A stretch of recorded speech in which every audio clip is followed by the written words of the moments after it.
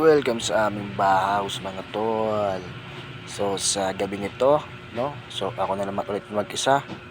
Oh, lagi naman eh. Haha. So let's go.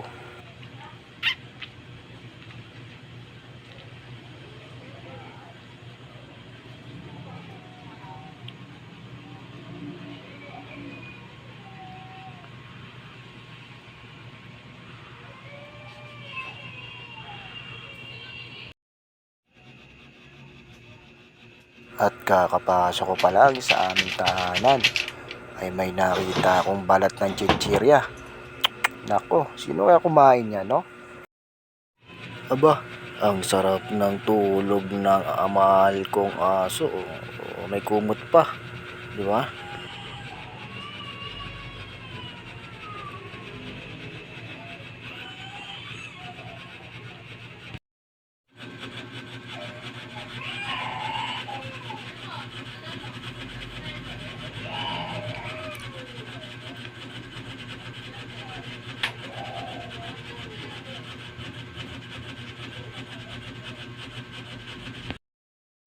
At syempre, kung natutulog ang aking aso, syempre matutulog din ang aking kuting. O pusa, oy, no?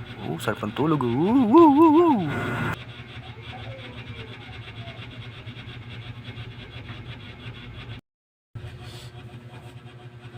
So, dahil masyado ng malalim ang gabi, ay kailangan ko na ring matulog, no?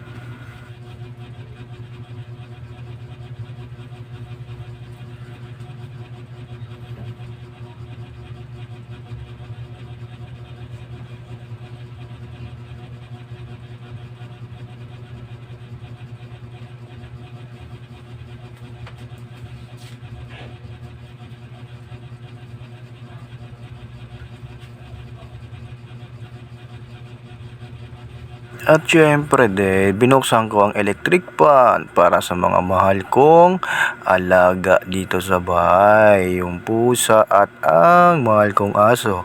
Ay, no, tinutubo-tubuan na ng balay-balahibo. Oh, diba, diba? Akyat na ng hagdan. So, medyo luma na hagdan namin. Sana hindi bumigay ang mga baitang.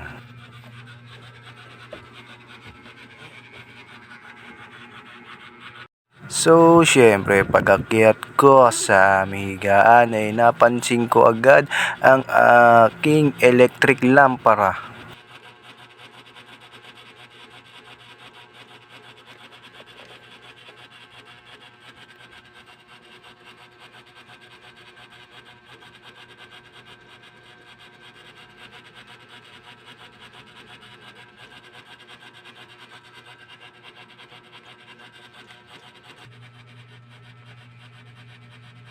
At syempre, aking tinesting kung umiilaw pa.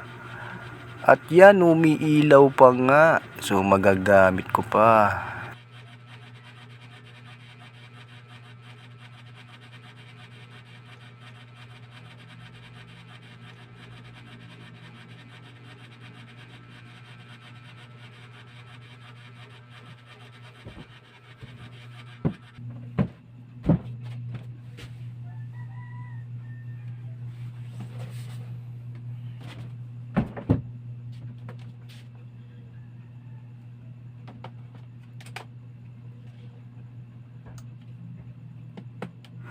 Aba, mukhang nagloloko-loko pa yata yung electric lampara ko ah.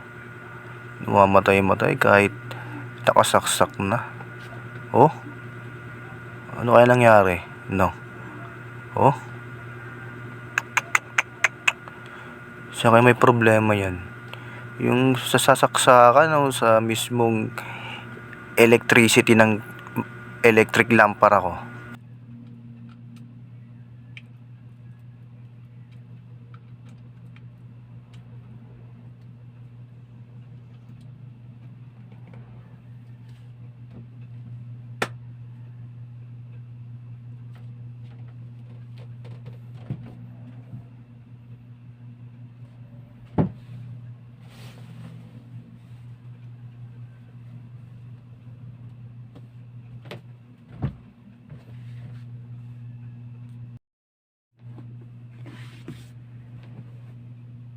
At syempre nakasindi na ang ating electric lampara ay kailangan na natin i-switch off ang fluorescent light.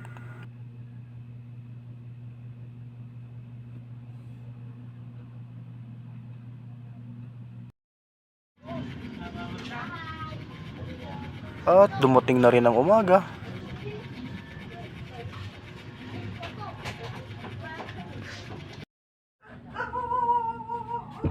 Naisipan ko nga palang check upin ang aking electric lampara. Kasi nga kagabi pagbukas ko ay namamatay-matay sindi na parang nagloloko-loko.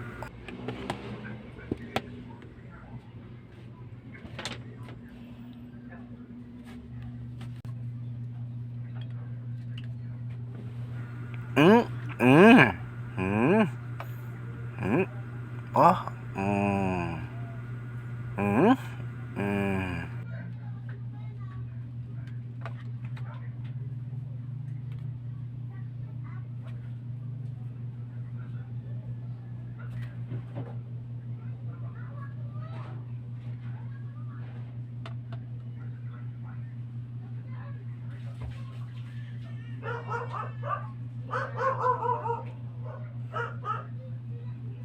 Ano kaya problema nitong electric lampara ko, no?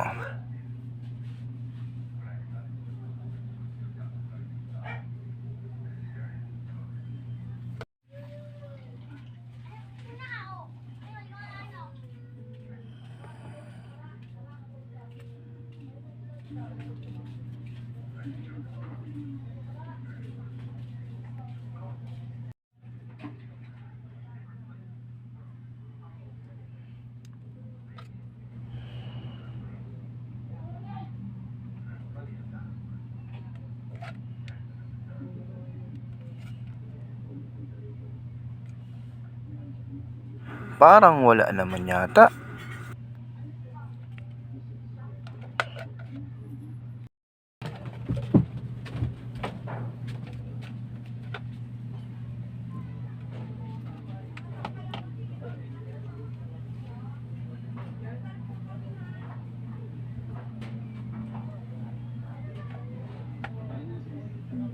Langya mong minumulto yata ako oh. Biglang gumana agad nung sinaksak ko ulit sa saksakan oh. Di na namamatay-matay oh.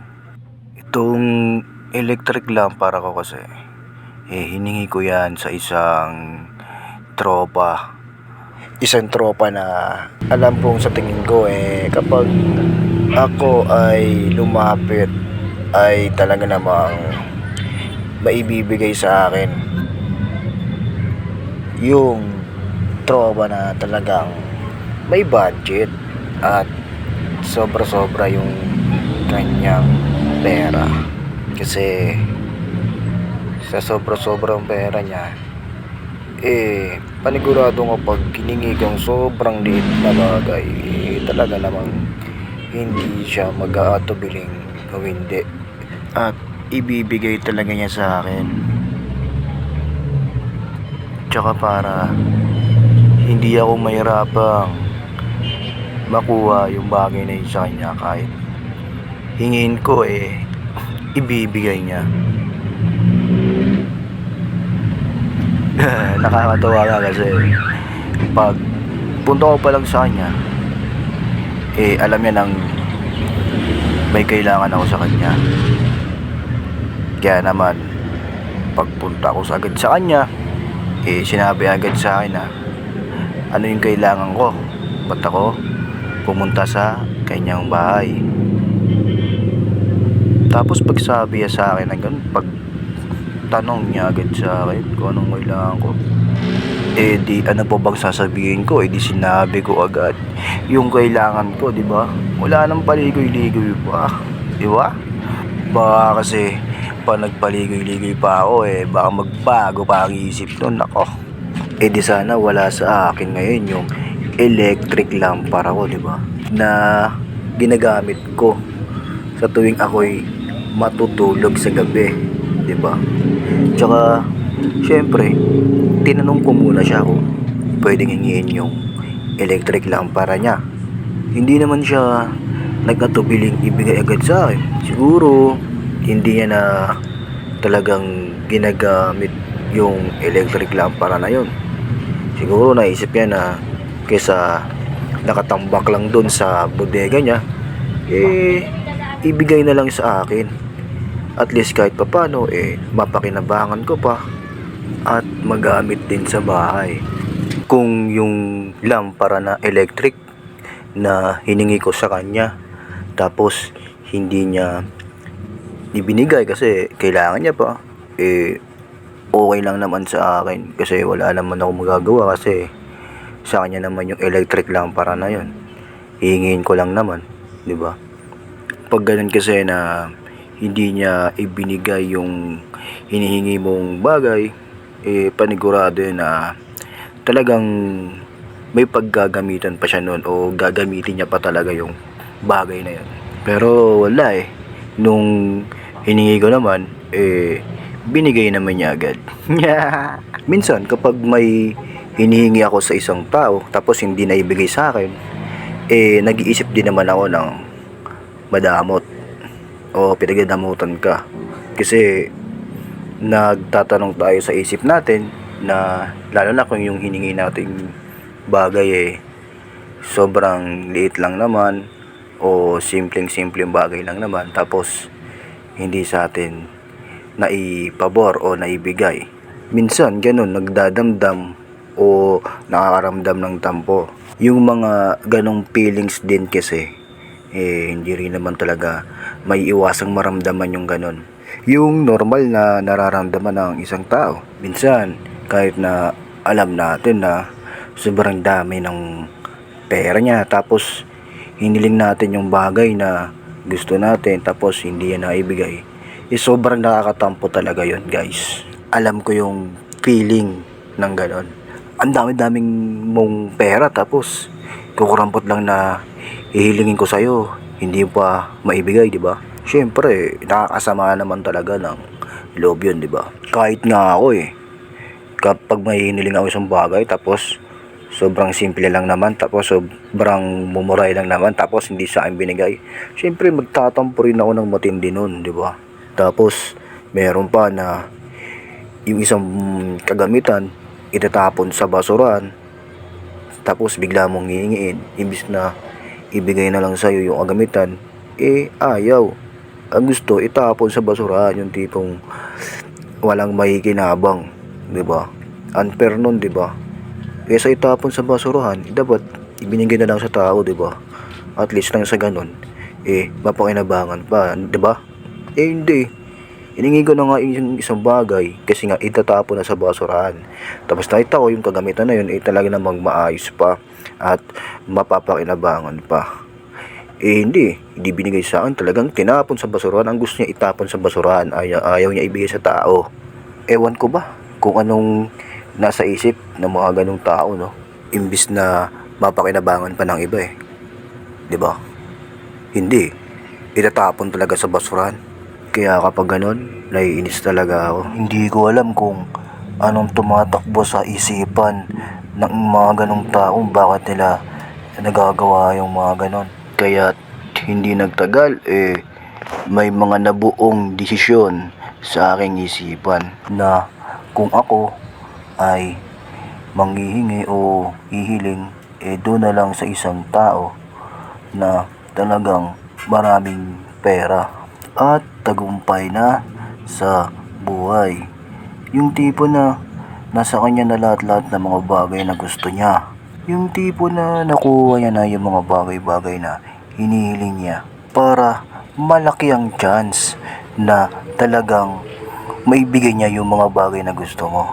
At hindi dun sa mga tao na kapares lang din natin ng buhay. Siyempre, isipin mo, hindi mo nga rin maibigay yung mga bagay-bagay na gusto niya o hinihiling niya sa'yo kapag siya humiling sa'yo, dun ka pa hihiling sa kanya. Kapag kasi, ganun yung nangyayari na dun ka hihiling sa taong kaparehas mo lang din ang sitwasyon, parang ang labas nun, naggigipitan lang kayong dalawa. Although, pwede naman talagang magbigayan pero kung talagang wala, ipipilit mo, ganun talaga ang lalabas ng gipitan.